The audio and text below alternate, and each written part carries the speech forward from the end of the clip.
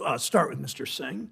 The world watched with horror as Putin initiated an illegitimate war criminal war against the people of Ukraine. I know that Ukrainian Americans in my home state support the U.S. and the global coalition imposing sweeping sanctions and export controls, in response to the invasion. Describe the effectiveness, if you would, Mr. Singh, of our response and what metrics we should look at, when determining whether sanctions, and other economic measures are having an impact.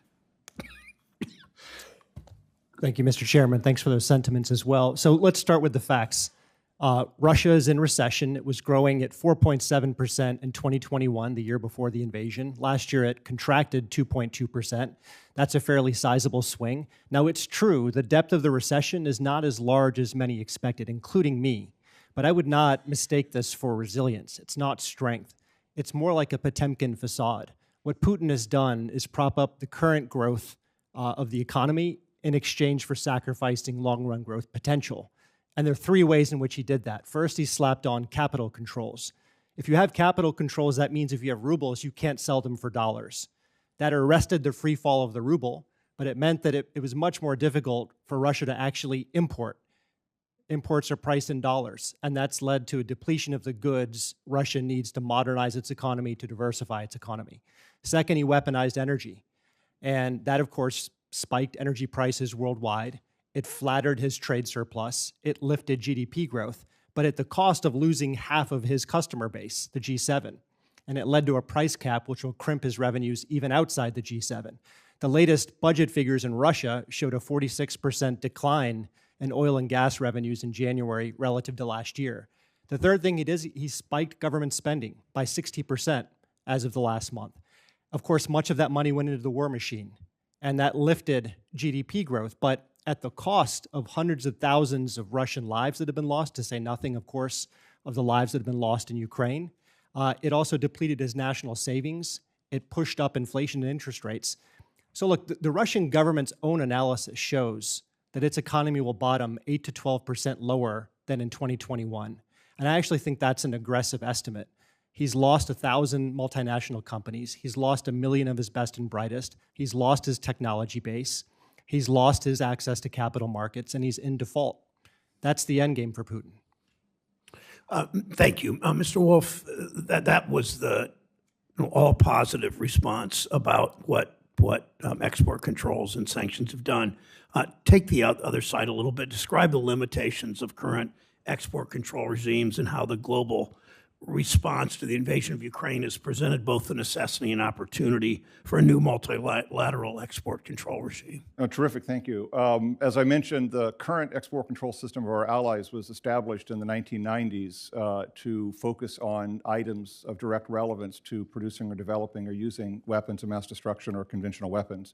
And so it does not address any of the contemporary national security issues that have been mentioned earlier, including the strategic security issues, human rights objectives, and country-specific issues, or the civil-military fusion policies that you mentioned in your introduction. Also, the way the regimes work is that each member has a veto over any change or progress, and Russia is a member of 3 of the 4 regimes and is apparently vetoing significant progress.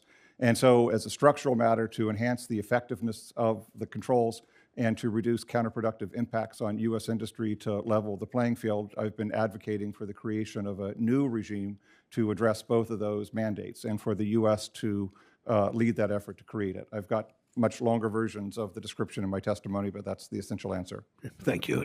Back to you again, Mr. Singh. Given the economies of Russia and China are very different, you talked about commodities versus manufacturing as sort of the trademark, if that's the right word, of each, and have different levels of connectedness with the U.S. and our allies. What lessons may be learned from the Russia response that would be helpful in understanding the challenges in using our economic toolkit with China?